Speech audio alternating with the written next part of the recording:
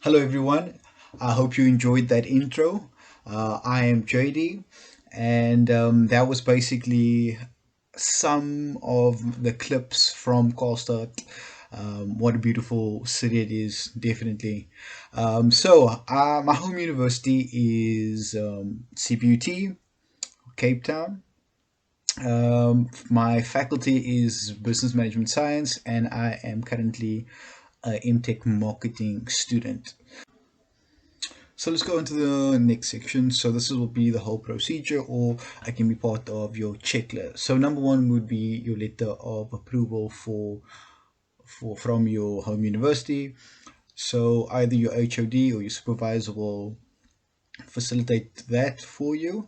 Also, try to necessarily, when it comes to your letter, see if your international offers can be in that process so that they can basically be an agreement. So potentially they can maybe arrange that they waive fees for you. So that's just the extra tip.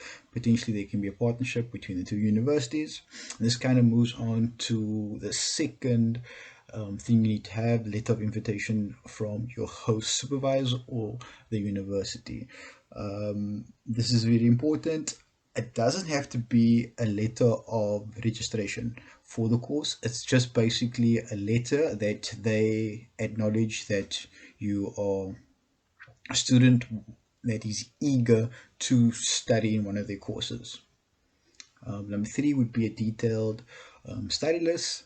So wherever you're planning to go study, go look on the website, see what courses interest or what pique your interest, and then select that. See what your schedule will be in terms of if the two courses that you have, does it coincide. And just remember, you have to focus on either, it's usually summer or autumn, and it can't be necessarily both because you only will be there for the one term, so either summer or autumn. Okay, so then we move on to our next section, and that will be your letter of motivation and obviously how you would benefit from this scholarship. Keynote in terms of when you are doing your letter of motivation, try to incorporate something that makes your application different, and kind of unique, and kind of like it highlights your ability of why they should choose you. So your next thing would be your study records. So that's basically simple.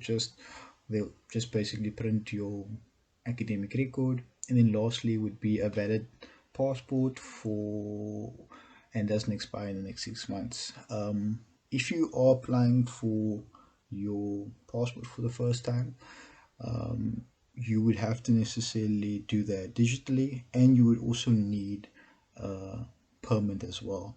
So because you'll be staying for 6 months, you would need this permit, and applications and all of that would be will happen in Pretoria.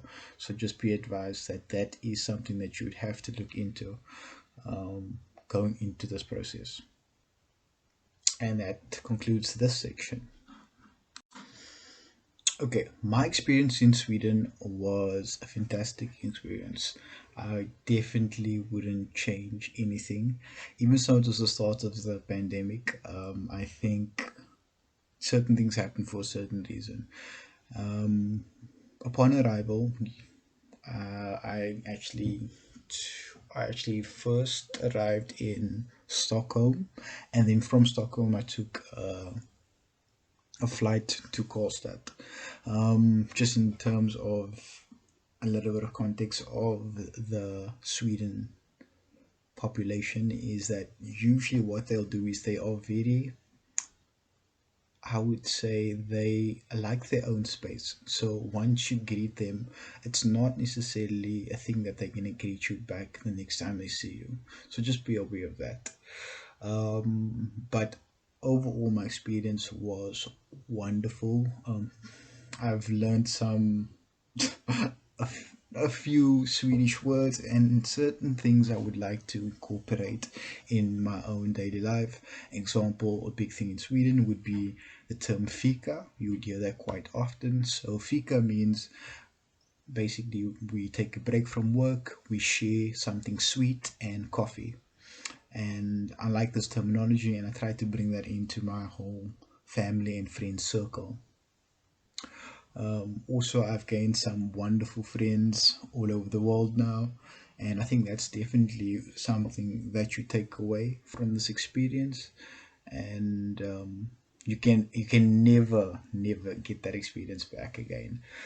So I am obviously appreciated appreciate the opportunity that the BOC Scholarship has provided me, and I'm sure if your application or one of your applications are successful, you would actually experience that as well.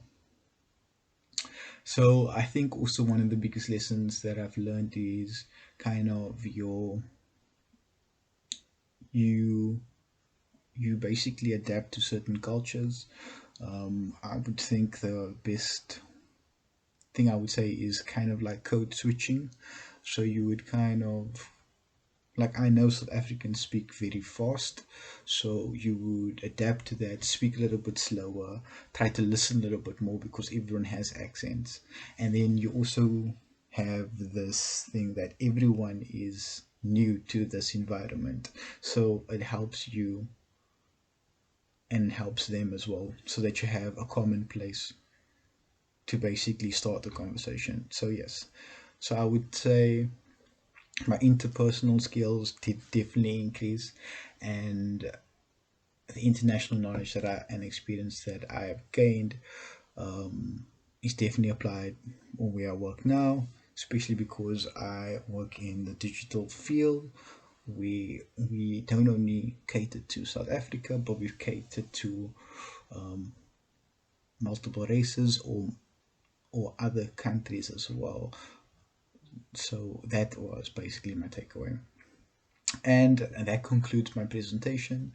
And then please enjoy the outro, and that is basically some more video clips of my journey in Sweden.